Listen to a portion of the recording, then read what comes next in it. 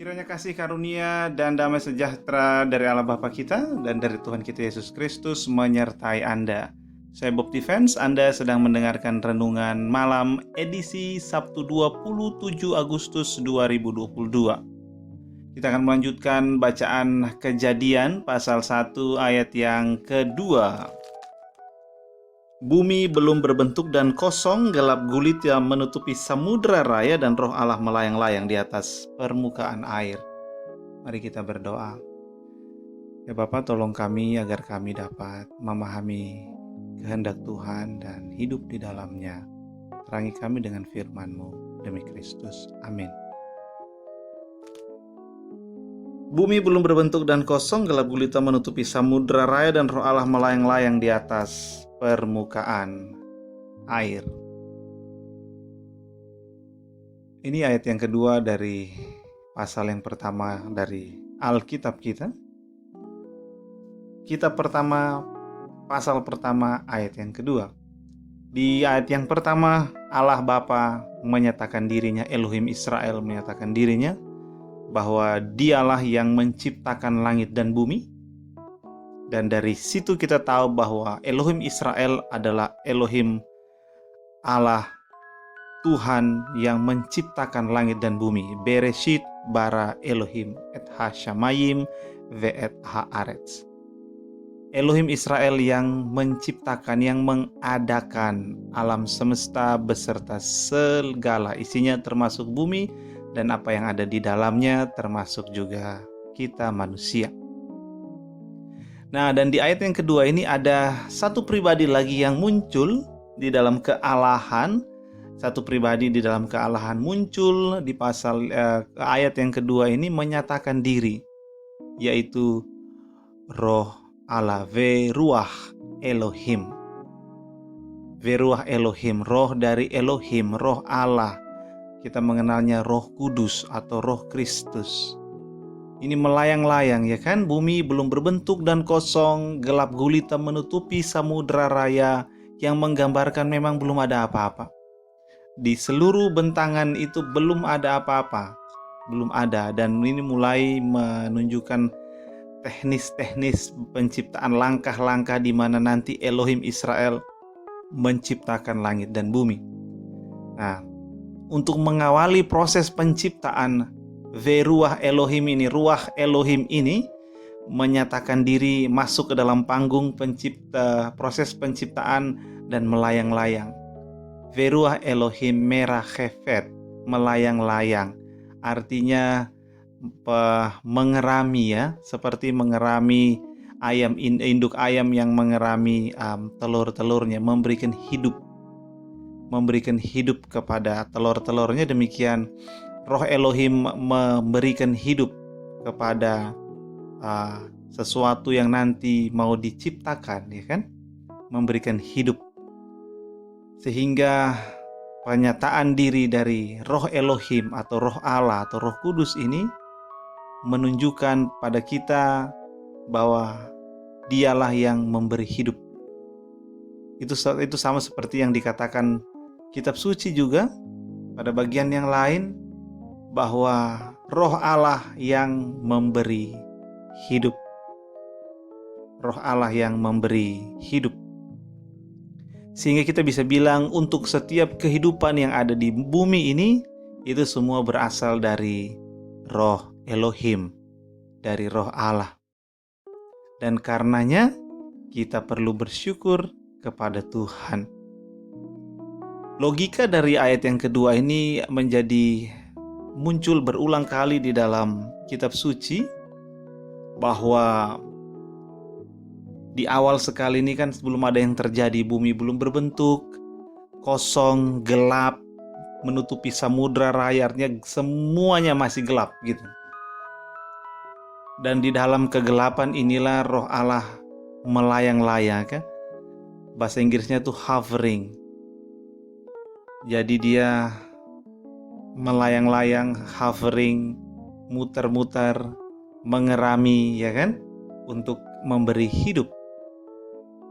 Kegelapan dihadiri oleh Roh Allah hadir di sana memberi hidup. belum berbentuk dan kosong, kekosongan, Roh Allah hadir di sana, ada hidup. Tidak ada bentuknya sama sekali, tidak jelas, Roh Allah ada di sana, kemudian jelas. Itu logika yang muncul terus dalam Alkitab, di mana ada situasi, ada keadaan, dimulai dari paling awal dari alam semesta tidak ada apa-apa, kemudian nanti menjadi ada Roh Allah terlebih dahulu hadir. Demikian katakanlah seperti orang Kristen, dahulu hidup diikat oleh dosa, hidup mengikuti dosa, terikat oleh segala macam keinginan dan hawa nafsu, tapi kemudian Roh Allah hadir, dan Roh Allah membangkitkan, menghidupkan, memberi hidup kepada orang ini, sehingga dia matanya tercelik, terbuka, dan melihat anugerah Tuhan, memanggil dia untuk dikuduskan, untuk dibersihkan hidupnya dari semua dosa-dosanya. Itu logika.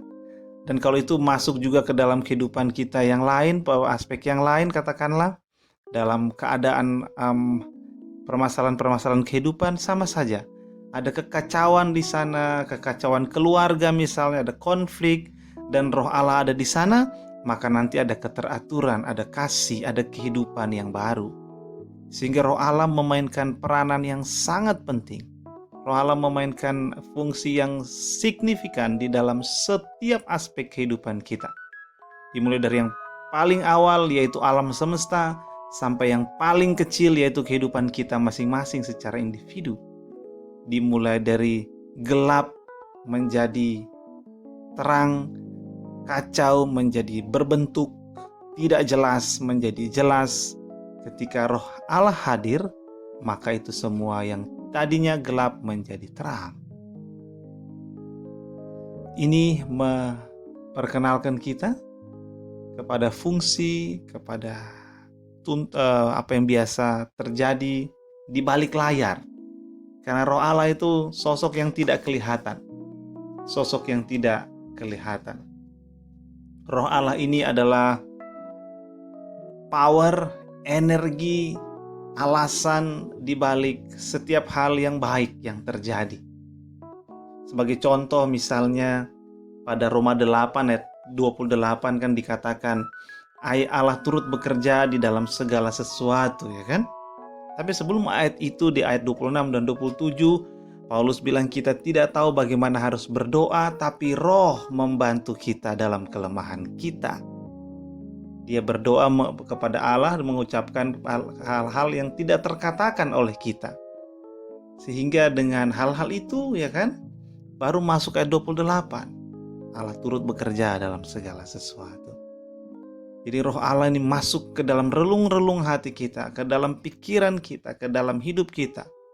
Dan menolong kita dari tempat yang paling dalam, dari tempat yang sama sekali tidak terjangkau oleh siapapun. Bahkan terkadang oleh kesadaran kita sendiri kita tidak sadar, kita tidak terlalu paham, tapi Roh Allah masuk memberikan hidup, memberikan kejelasan, memberikan keteraturan ke dalam jiwa dan pikiran kita ini.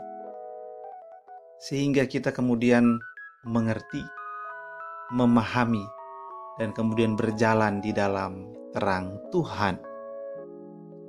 Jadi Roh Allah masuk bukan hanya ke dalam gelap kemudian mengubahnya menjadi terang, tapi masuk ke dalam relung-relung hati kita untuk mengubah kita semakin serupa dengan Tuhan Yesus.